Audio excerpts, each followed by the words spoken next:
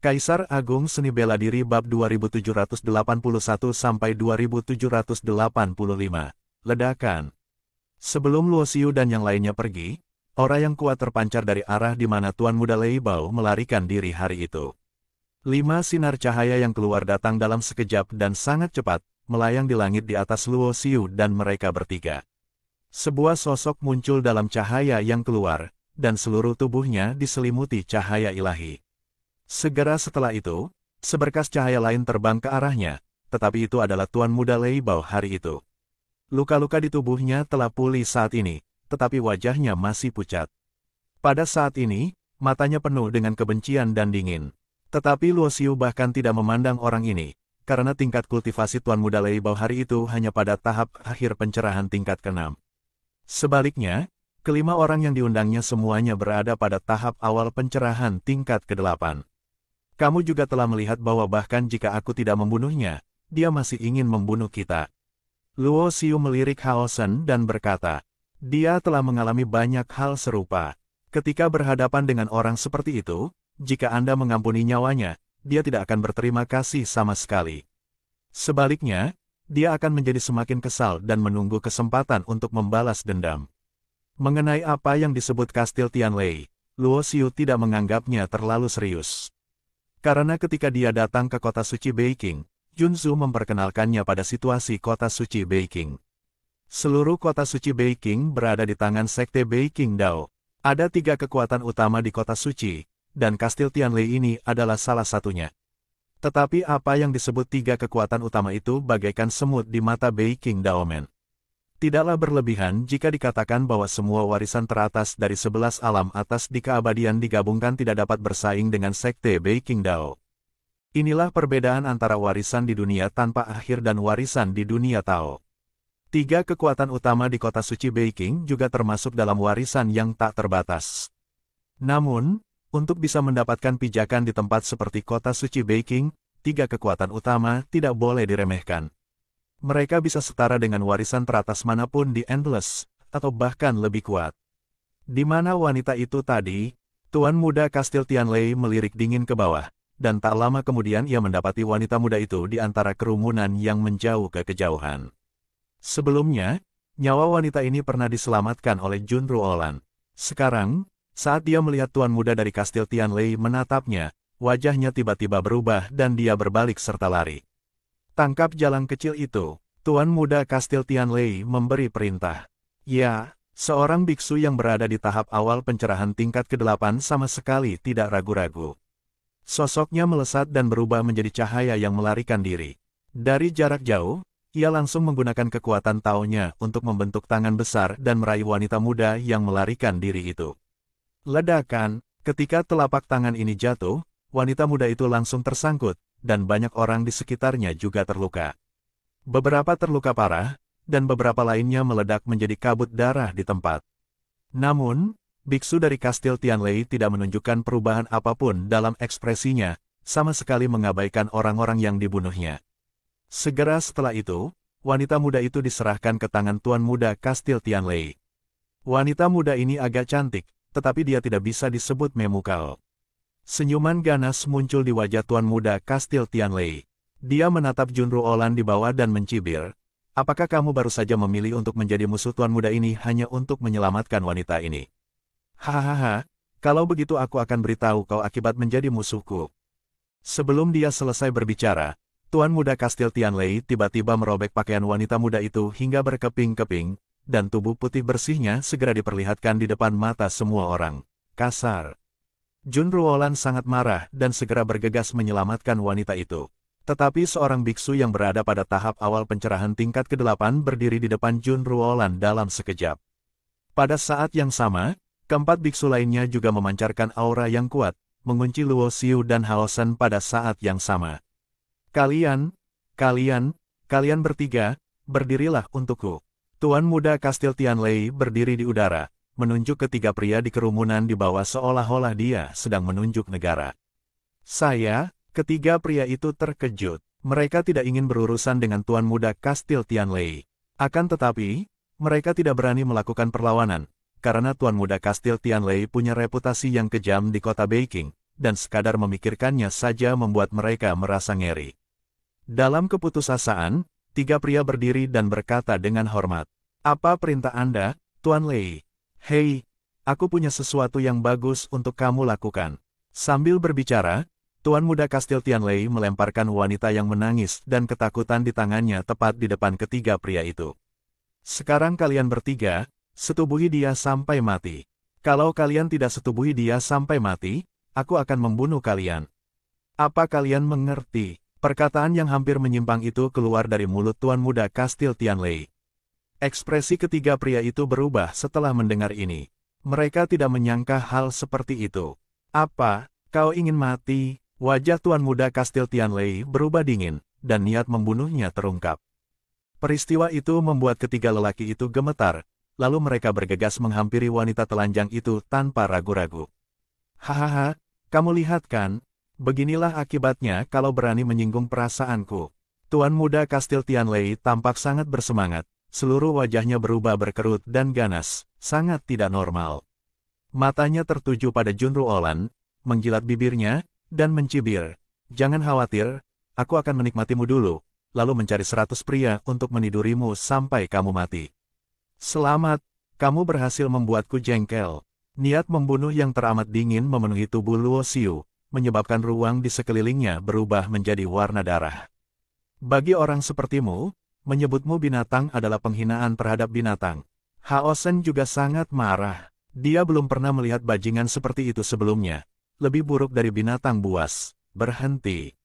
Sosok Junru Olan berkelebat, ingin menyelamatkan wanita yang hendak dihina 3 pria. Hao Shen juga bergegas mendekat. Bahkan jika dia tidak ingin memprovokasi pihak lain, jika dia tidak mengambil tindakan saat menghadapi hal seperti itu, hati nuraninya sendiri tidak akan mampu menanggungnya. Ledakan. Namun, keduanya dihentikan oleh seorang biksu yang telah mencapai tingkat ke-8 realisasi Dao. Pihak lain menepuk telapak tangan. Dalam sekejap, kekuatan Dao melonjak, dan seluruh ruang diblokir dan dipenjara. Dalam sekejap, tubuh Junru Olan dan Hao Shen terlempar ke belakang, ekspresi mereka berubah karena terkejut. Tingkat pencerahan ke-8, mereka mundur ke sisi Luo Xiu. Tanpa diduga, 5 orang yang ditemukan oleh Tuan Muda Benteng Tianlei semuanya adalah master tingkat Raja Leluhur Agung di tingkat pencerahan ke-8. "Sekarang kamu tahu betapa dahsyatnya itu. Sayang sekali kalaupun kamu menyesalinya, sudah terlambat." Tuan Muda Tianlei Bao mencibir dan melangkah di udara. 5 Raja Leluhur Agung dari tingkat pencerahan ke-8 berdiri dengan hormat di sampingnya, seperti pelayan yang setia. Pada saat yang sama, dia menunjuk Luo Xiu dan berkata dengan nada menghina, "Bukankah kamu baru saja mengatakan bahwa aku telah membuatmu marah? Mengapa kamu tidak menunjukkan kemarahanmu kepadaku? Apakah kamu menantikannya? Jangan khawatir, aku akan memastikan kamu puas." Sosok Luo Xiu melangkah maju, dan darah sura mengedarkan metode sura. Membuat niat membunuh berwarna darah yang memenuhi tubuhnya tampaknya telah berubah menjadi lautan darah. Niat membunuh yang mengerikan membuat 5 Raja Leluhur Agung dari tingkat pencerahan ke-8 di sekitar Tuan Muda Kastil Tianlei mengecilkan pupil mereka, dan mereka melangkah maju serempak, mengunci Luo Xiu dengan aura mereka. "Kakak Luo, mereka sudah mencapai tingkat pencerahan ke-8. Raut wajah Junru Olan berubah kaget dan berkata, "Aku sudah mengirim pesan ke kakek Su. Dia akan segera datang." "Kakak Luo, jangan impulsif." Hao Shen juga membujuknya. Pada level ini, ada kesenjangan besar antara level ke-7 dan level ke-8 pencerahan, belum lagi ada 5 orang di sisi lain. Akan tetapi, Luo Xiu tampaknya tidak mendengar apa yang mereka katakan, dan menghilang dalam sekejap. Guntur muncul dari bawah kakinya, berubah wujud menjadi seekor naga, dan menyerbu ke arah 5 Raja Leluhur Agung yang berada di tingkat pencerahan ke-8. Ledakan. Aura yang kuat meledak dari tubuh Luo Xiu. 4 cincin dewa muncul di belakang kepalanya, dan kekuatan tubuh fisiknya diaktifkan sepenuhnya. Pada saat yang sama, garis keturunan Sura dan garis keturunan menelan roh berjalan pada saat yang sama, memungkinkannya untuk memiliki kekuatan membunuh metode Sura dan kemampuan melahap metode melahap roh. Mata iblis Shen Luo juga terbuka, dan roda rolet muncul di atas kepalanya, yang merupakan 6 jalan Shen Luo. Ini adalah serangan nyata pertama Luo Xiu sejak dia selamat dari malapetaka. Di masa lalu, dengan kultivasinya di puncak pencerahan tingkat ke-6, dia mampu melompat tinggi untuk bersaing dengan puncak pencerahan tingkat ke-7. Setelah penyatuan dewa dan inkarnasi, dan menentukan jalur kultivasi masa depan, ia juga bertahan dari malapetaka pemusnahan, dan ia bukan lagi seperti dulu. Bagaimana dengan Raja Leluhur Agung yang telah mencapai tingkat pencerahan ke-8? Dia benar-benar tak kenal takut. Ledakan, sebelum Junru Olan dan Haosen sempat menghentikan mereka, Luo Xiu telah bertabrakan dengan 5 pria kuat di tingkat pencerahan ke-8 di sisi berlawanan. Dalu Ova, metode Yuan Chang, Luo Xiu membuat segel dengan jari-jari telapak tangannya, dan menggunakan tangan kiri dan kanannya untuk melakukan 2 teknik Tao secara bersamaan. Saat berikutnya, dia menempelkan kedua tangannya, dan kedua Taoisme itu tampak menyatu, meledak dengan kekuatan mengerikan yang mengguncang bumi. Ledakan, terdengar suara keras yang mengerikan, dan seorang Raja Leluhur Agung yang telah mencapai pencerahan tingkat ke-8 dipukuli dan terlempar di tempat, dengan kabut darah dalam jumlah besar meledak dari tubuhnya. Ledakan, ledakan, ledakan, segera setelah itu, Luo Xiu mengambil tindakan satu demi satu, menggunakan semua jenis teknik Tao di ujung jarinya, dan juga menjatuhkan 3 Raja Leluhur besar lainnya yang telah mencapai pencerahan tingkat ke-8. Pada saat ini, dia diselimuti oleh baju besi surah berwarna merah tua. Bagaikan dewa kematian yang bermandikan darah, tak terhentikan. Engah, darah berceceran dan disertai teriakan melengking, Raja Leluhur Agung kelima, yang telah mencapai pencerahan tingkat ke-8, dirobek lengannya hidup-hidup oleh Luo Xiu. Pemandangan seperti itu membuat Junru Olan dan Haosen di belakang mereka tercengang. Semua orang yang hadir, termasuk semua orang yang hadir, tercengang dengan ekspresi tidak percaya. Seorang biksu muda yang hanya berlatih selama sekitar 20.000 tahun benar-benar mengalahkan 5 orang kuat di tingkat pencerahan ke-8 pada saat yang sama.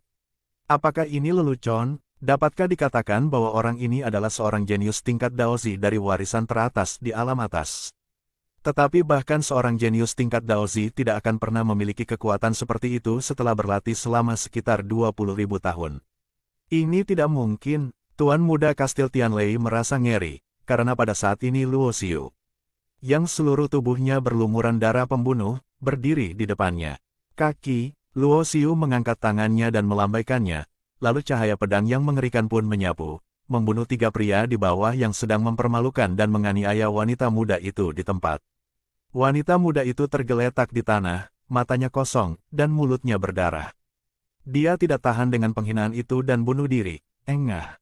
Pada saat yang sama, Luo Xiu menjentikkan jarinya, dan beberapa sinar cahaya pedang langsung menembus tubuh Tuan Muda Kastil Tianlei. Ah, Tuan Muda Kastil Tianlei menjerit melengking dan menatap Luo Xiu dengan niat membunuh di depannya dengan kengerian yang luar biasa.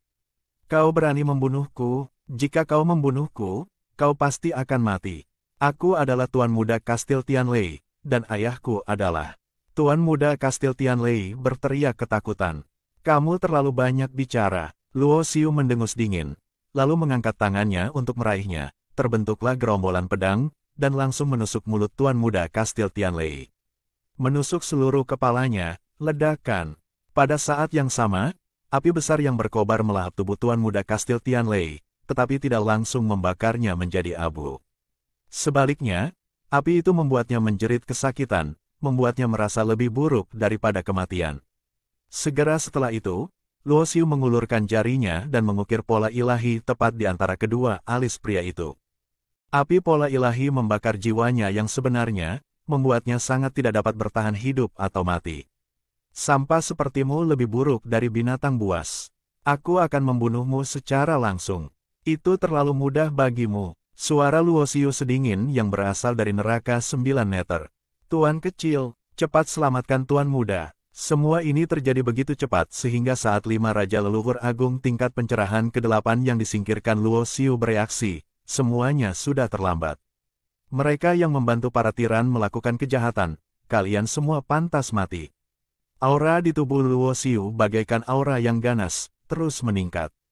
Bahkan di kehampaan di atas kepalanya, kilat menyambar dan guntur bergemuruh, seolah-olah malapetaka kehancuran akan datang lagi, memusnahkan keberadaannya yang berada di atas batas jalan. Luo Xiu merasa bahwa dirinya memiliki potensi yang tak terbatas, tetapi dia juga tahu bahwa ini hanyalah ilusi, ilusi yang disebabkan oleh kekuatan yang kuat. Akan tetapi, meskipun tingkat kultivasinya baru mencapai tahap tengah pencerahan tingkat ke-7, kelima orang ini yang berada di tahap awal pencerahan tingkat ke-8 tidak mampu menimbulkan ancaman apapun kepadanya. Inilah kekuatan dahsyat dan potensi mengerikan yang dimilikinya saat ini. Ledakan, perang meletus, seluruh kehampaan mendidih, dan sebagian besar ruang hancur. Bahkan jika ruang pulih dengan sendirinya, ruang itu hancur lagi setelah pulih. Kelima biksu yang berada di tingkat pencerahan ke-8 semuanya mengeluarkan kekuatan tempur terkuat mereka. Dan masing-masing mengorbankan senjata ajaib mereka. Mereka mencoba yang terbaik untuk membunuhnya dan menyelamatkan Tuan Muda Kastil Tianlei.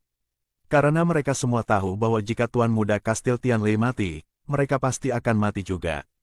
Darah berceceran dan berceceran. Dalam pertarungan hidup dan mati, bahkan Luo Xiu pun terluka. Namun, kekuatan terkutuk dari tanda ilahi penelan jiwa berubah menjadi garis keturunan penelan jiwa dan menyatu dengan garis keturunannya sendiri.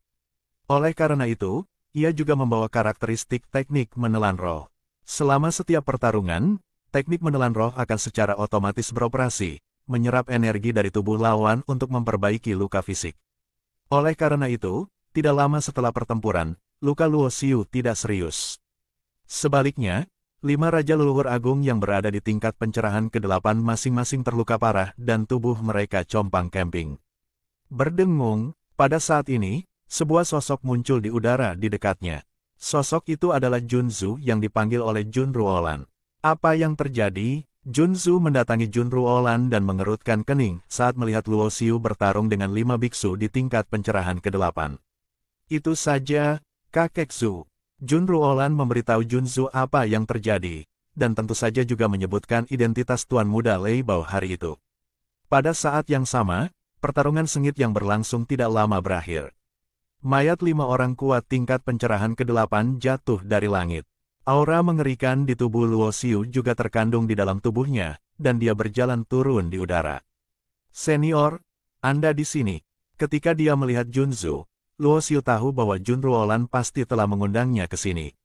Apakah kau membunuh Tuan Muda Kastil Tianlei? Junzu bertanya dengan tatapan serius. Jika tidak ada ahli pola dewa yang lebih hebat dariku di sini, dia pasti akan mati.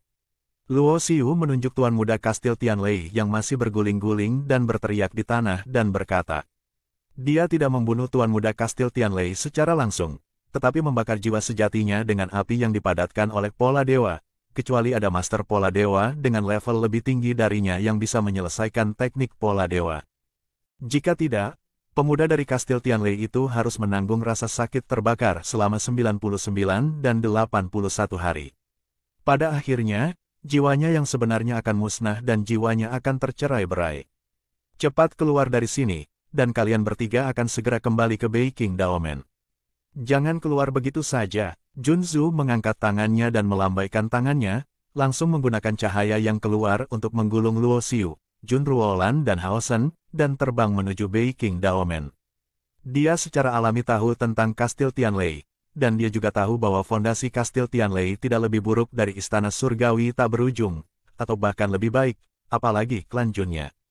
Namun, selama mereka tinggal di gerbang Beiqing Dao, bahkan orang-orang kuat dari Kastil Tianlei tidak akan berani menerobos masuk dan menimbulkan masalah. Mengenai bagaimana hal-hal akan berkembang di masa depan, bahkan Junzu akan pusing dan tidak ada yang bisa dilakukan. Melihat ekspresi serius Junzu, Jun Ruolan dan Hao Shen jelas menyadari keseriusan masalah tersebut. Hanya ekspresi Luo Xiu yang tetap seperti biasa, karena meskipun dia tahu asal-usul pihak lain itu mengejutkan, dia tetap akan membunuhnya. Belum lagi Tuan Muda Kastil Tianlei, bahkan jika dia adalah Tuan Muda Sekte Beiqing Dao, dia juga akan membunuhnya. Kastil Tianlei adalah salah satu dari 3 kekuatan utama di kota suci Beiqing. Tuan Muda terbunuh, dan beberapa biksu di tingkat pencerahan ke-8 dipenggal.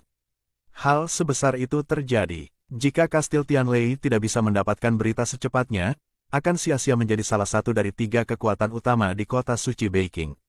Di sebuah ruangan rahasia jauh di dalam Kastil Tianlei, seorang pria parubaya mengenakan jubah brokat mewah, duduk bersila di atas futon, dikelilingi oleh cahaya ilahi, dan kekuatan jalan berubah menjadi berbagai penglihatan, misterius, dan tidak dapat diprediksi. Pada saat yang sama, di depan pria parubaya itu, ada tungku alkimia yang tergantung. Api menyala di tungku itu, kekuatan obatnya bergetar, dan aroma obat yang menyegarkan terpancar darinya. Pil dao darah petir akhirnya hampir selesai. Senyum muncul di wajah lelaki setengah baya berjubah brokat itu. Ramuan ajaib yang dimurnikannya bukanlah ramuan yang bisa diminumnya dalam kondisinya. Ini adalah ramuan yang ditujukan untuk para biksu alam raja leluhur dan alam raja leluhur agung.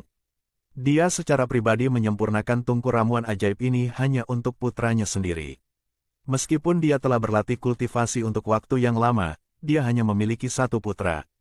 Dia juga berharap putranya dapat mewarisi posisinya di masa depan dan menjadi Tianlei berikutnya. Penguasa kastil, hanya saja bakat dan kualifikasi putranya tidak memuaskan.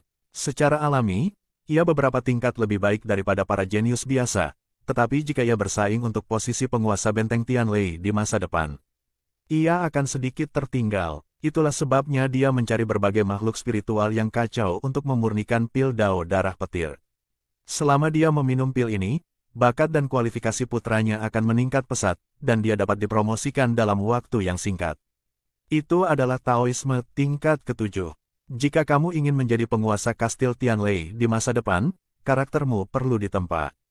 Kamu tidak bisa bersikap sinis sepanjang hari. Pria parubaya berjubah brokat itu tersenyum dan menggelengkan kepalanya. Tentu saja dia tahu apa yang dilakukan putranya di kota suci Beijing, tetapi dia tidak menegur atau menghentikannya, karena selama dia, Lei Xiongtian, masih hidup, di kota suci Beijing ini, hanya sedikit orang yang berani menyentuh putranya. Berdengung, pada saat ini, pembatas di pintu ruang rahasia terus berkedip dengan cahaya dan suara bergetar, menyebabkan alis Lei Xiongtian langsung mengernyit. Saat dia sedang menyempurnakan alkimia, pantangan terbesarnya adalah jika ada orang yang mengganggunya. Jadi secara umum, jika ada sesuatu yang sangat mendesak, pelayan tua yang mengikutinya tidak akan mengganggunya. Namun, pada saat ini, pil dao darah petir sudah siap dilepaskan. Dia mengangkat tangannya dan menyingkirkan pil dari tungku pil. Datang. Dia dengan santai membentuk formula sihir, dan batasan di pintu ruang rahasia itu menghilang. Tak lama kemudian, seorang lelaki tua berambut putih masuk. Begitu masuk, ia berlutut di tanah, ketakutan, dan gemetar. Apa yang membuatmu begitu takut? Melihat perilaku budak tua itu, Lei Xiongtian tiba-tiba merasakan firasat buruk di hatinya, dan pada saat yang sama, aura dingin memenuhi tubuhnya. Hanya nafas yang keluar secara acak dari tubuhnya saja sudah membuat budak tua yang berlutut di tanah itu semakin gemetar. Benteng, Tuan Benteng, sesuatu terjadi pada Tuan Muda, kata budak tua itu dengan suara gemetar. Apa? Suara Lei Xiongtian bagaikan guntur. Dan seluruh ruang rahasia bergetar hebat. Aura mengerikan berubah menjadi gelombang udara yang terlihat oleh mata telanjang, menyebar dari tubuhnya dan menyapu ke segala arah. Engah. Budak tua yang berlutut di tanah membuka mulutnya dan menyemburkan aliran darah, dan tubuhnya terlempar keluar dalam sekejap, menghantam lubang besar berbentuk manusia di dinding ruang rahasia dan terpental keluar. Gemuruh, banyak orang di kastil Tianlei sedang melihat ke arah tertentu jauh di dalam. Orang-orang itu pun mendengar teriakan yang menggelegar, kemudian melihat sebuah bangunan berbentuk menara runtuh dan hancur dengan kecepatan yang amat cepat, sehingga debu beterbangan di angkasa. Di tengah debu yang mengepul, seorang pria marah berjubah brokat berjalan keluar, dengan niat membunuh yang mengerikan menggelora di sekujur tubuhnya. Dia mengangkat tangannya untuk meraihnya, dan tubuh budak tua itu terbang dan dipenjara di udara olehnya. Matanya seperti pedang dan dia berkata dengan dingin, "Apa yang terjadi? Siapa yang berani menyentuh anakku di kota suci Beijing ini?" Penguasa benteng, lihatlah Tuhan. Banyak pejabat senior dari benteng Tianlei datang setelah mendengar keributan itu. Ketika mereka melihat Lei Xiongtian yang marah dan ingin membunuh, mereka semua berlutut di tanah dan berteriak dengan hormat. Ayah, pada saat ini, terdengar teriakan memilukan, menyayat hati, dan tatapan mata Lei Xiongtian yang penuh dengan niat membunuh pun melunak dalam sekejap. Sosoknya menghilang dalam sekejap, dan sesaat kemudian, ia telah tiba di samping putranya. Sao Qiong, siapa yang menyakitimu? Melihat putranya masih hidup, hati Lei Xiongtian yang mendidih karena niat membunuh pun sedikit mereda. Ketika pertama kali mendengar sesuatu telah terjadi pada putranya, dia mengira putranya telah meninggal. Bagi Lei Xiongtian, selama putranya belum meninggal, hal lain tidak penting. Pada saat yang sama, Lei Xiongtian juga memperhatikan kondisi putranya Lei Shaoqiong. Ayah, tolong aku, Lei Shaoqiong, tuan muda Kastil Tianlei, berambut acak-acakan dan berteriak sangat mengerikan hingga membuat para pendengarnya merasa ngeri. 4 biksu dari Kastil Tianlei mencengkeram anggota tubuhnya, memaksanya berteriak, sekeras apapun ia melawan, sia-sia saja. Apa yang terjadi di sini? Wajah Lei Xiongtian menjadi gelap. Dia melihat bahwa luka putranya tidak serius. Matanya sedingin pedang saat dia menatap keempat biksu yang memegangi anggota tubuh Lei Shaoqiong. Kembali ke kepala istana, kalau kita tidak menangkap tuan muda seperti ini, tuan muda akan bunuh diri. Tuan muda ingin bunuh diri sebelumnya, tetapi kita menghentikannya. Salah satu dari mereka menjelaskan dengan cepat. Dia tahu betul bahwa kepala istana saat ini pasti sedang dalam keadaan yang sangat marah. Jika dia menjawab sedikit lebih lambat saat ini, dia mungkin akan ditampar sampai mati oleh kepala istana yang haus darah ini. Setelah mendengar ini, ekspresi Lei Xiongtian tiba-tiba berubah, dan segera kesadaran jiwa yang agung keluar dari tubuhnya dan menyelimuti tubuh Lei Shaoqiong. Itu adalah roh yang nyata. Segera, Lei Xiongtian menemukan bahwa masalah Lei Shaoqiong muncul dalam kesadaran jiwanya. Dan dia juga melihat bahwa di kedalaman kesadaran jiwanya, ada api yang terus-menerus membakar roh sejati putranya. Jiwa sejati adalah takdir setiap pendeta. Begitu jiwa sejati musnah, berarti semua jejak orang ini di dunia telah terhapus. Tidak peduli seberapa tidak wajarnya cara yang Anda miliki, mustahil untuk membangkitkan kembali orang yang jiwa sejatinya musnah. Menghancurkan, Lei Xiongtian mengangkat satu jari dan menekannya di antara alis Lei Shaoqiong.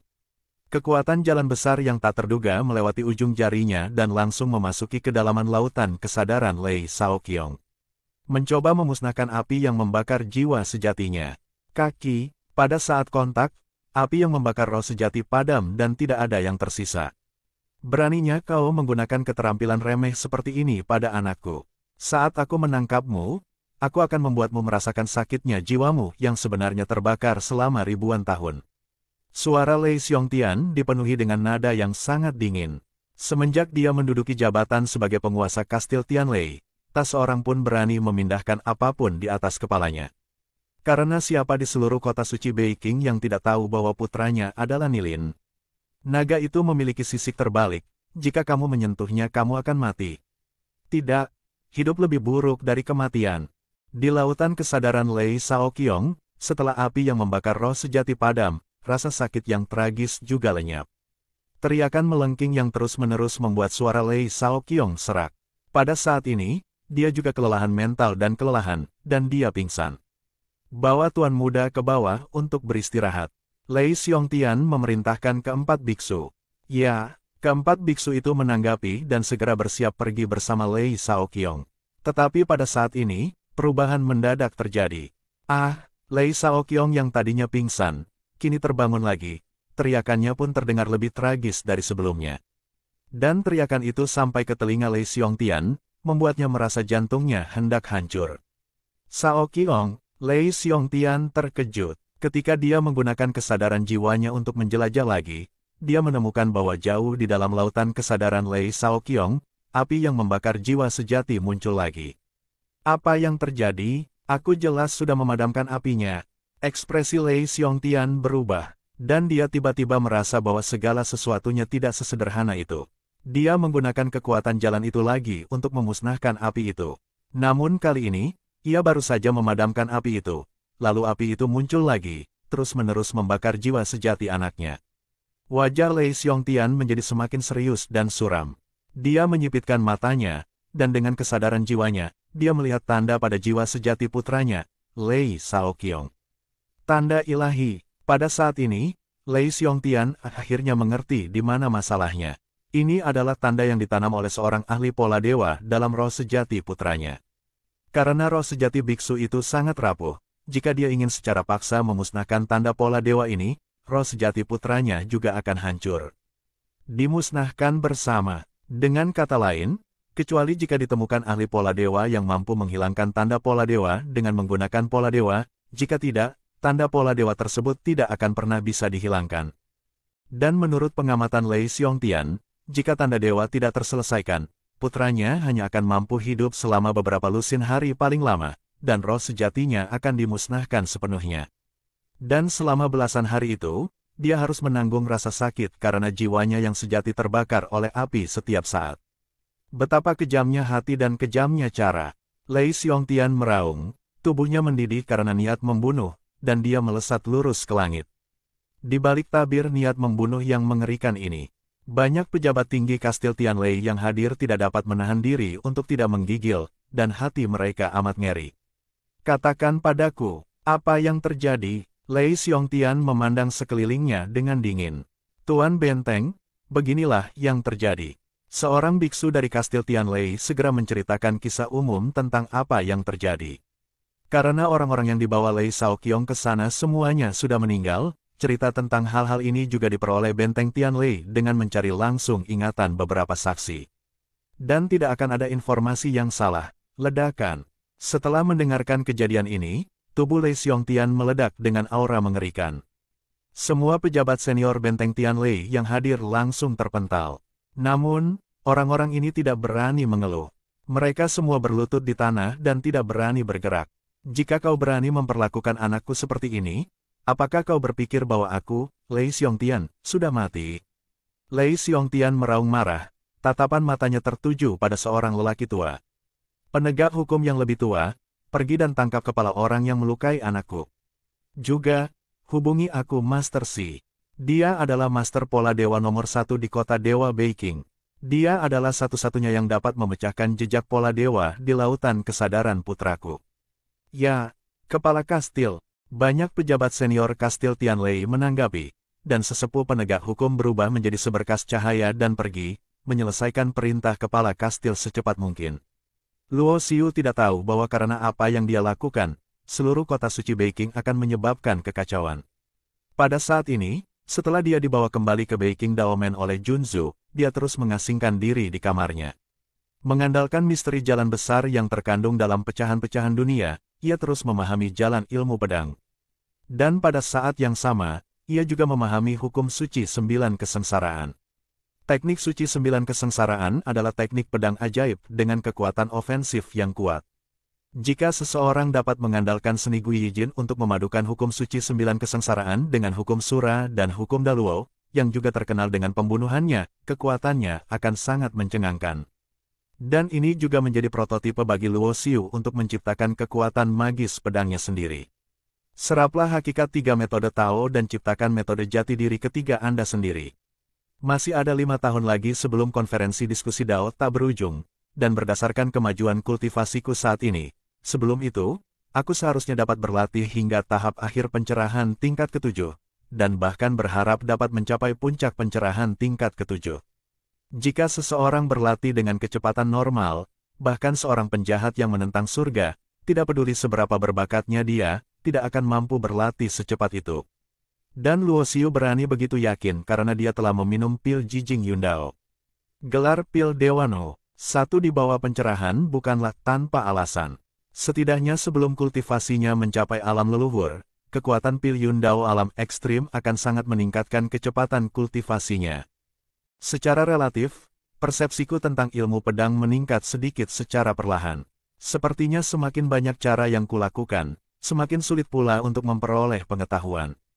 Luo Xiu mengerutkan kening. Dia baru menyadari perasaan ini setelah memadatkan fragmen dunia.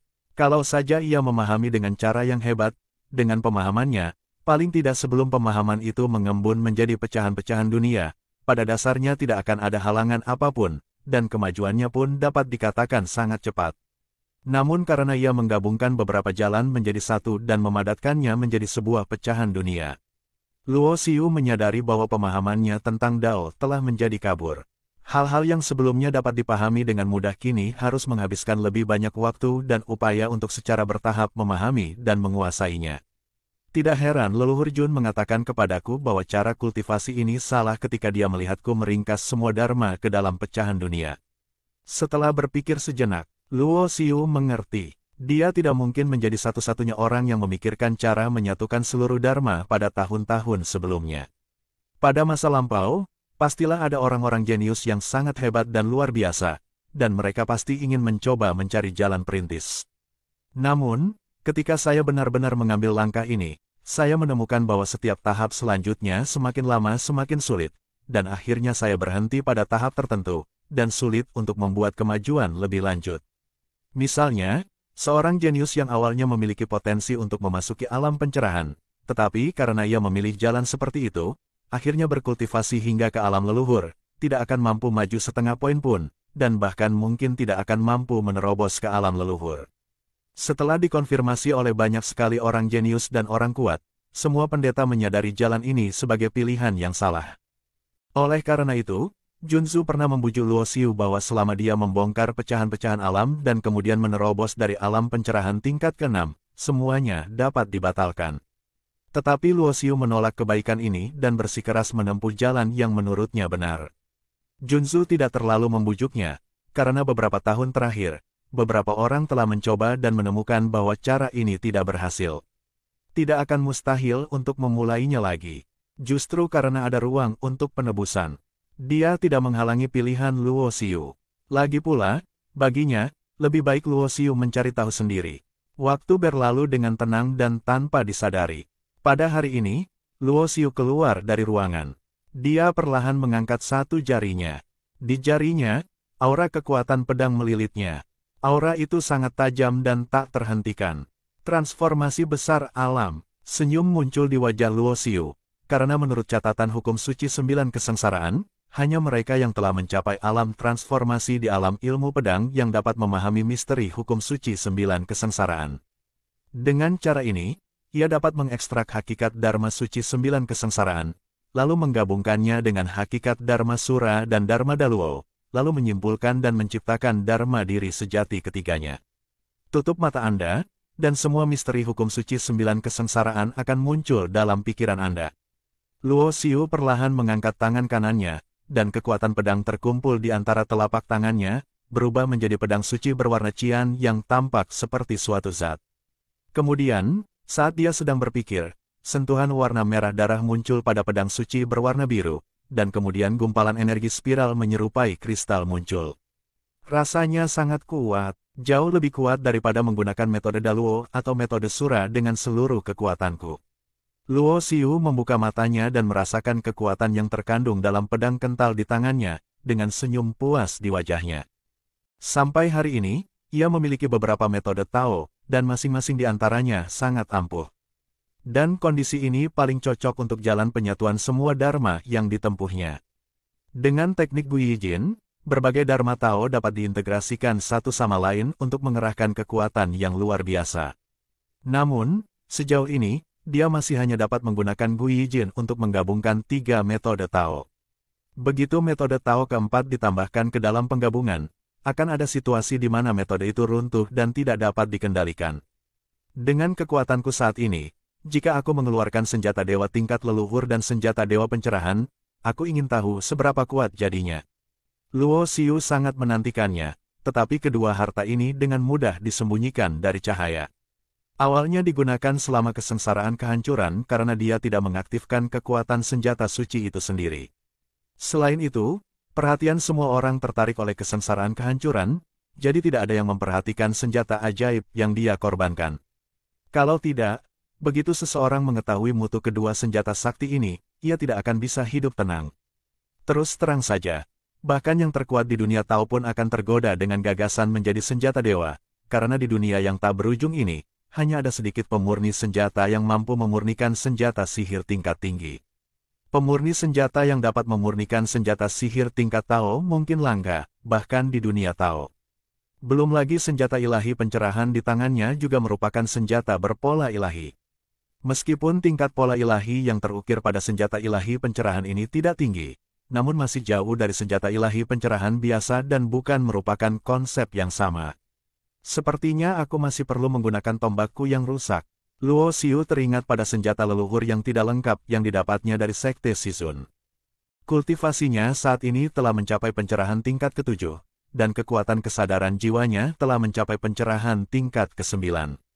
Dengan kepingan giok yang ditinggalkan Fang Yi, dipadukan dengan warisan pemurnian senjata berpola dewa yang diterimanya dari Gunung Yunggu, ia yakin dapat memurnikan senjata ajaib pada Dao tingkat ke-8. Adapun pemurnian senjata dewa dan senjata ajaib tingkat ke-9 Dao, saya tidak begitu yakin.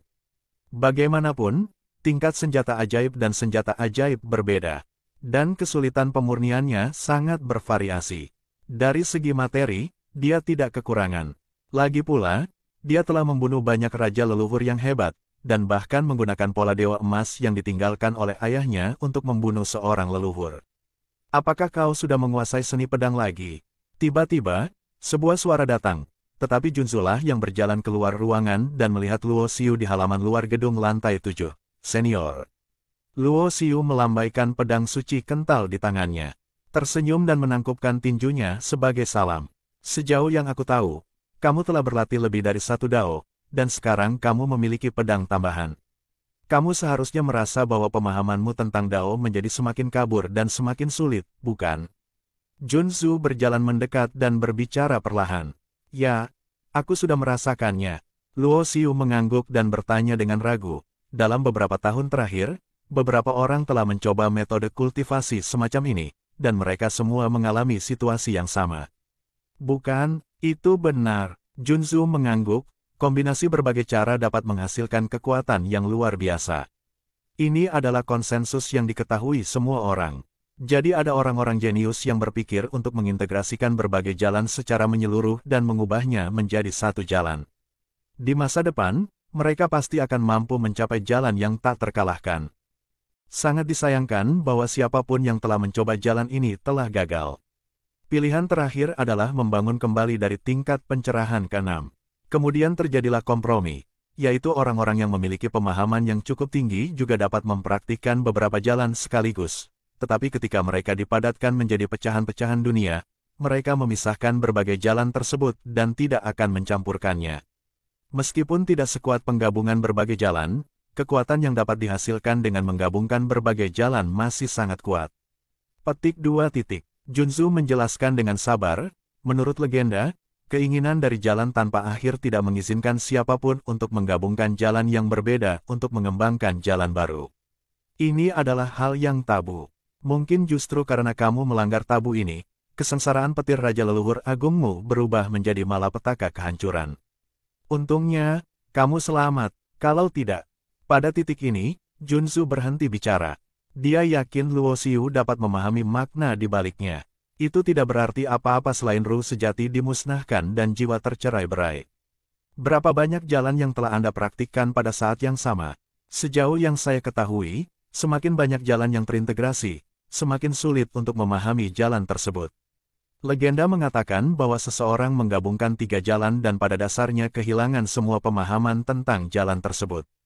Saya menyadari bahwa saya harus menyerah. Berbicara tentang ini, Junzu memandang Luo Xiu dengan rasa ingin tahu. Dia ingin tahu sudah sampai sejauh mana orang yang dapat menyebabkan malapetaka kehancuran ini. Senior, kamu ingin tahu? Luo Xiu tersenyum tipis. Perlahan mengangkat tangan kanannya dan merentangkan telapak tangannya. Berdengung, petir ungu menyambar kelima jarinya, berubah wujud menjadi seekor naga, menggoyangkan kepala dan ekornya dengan jelas.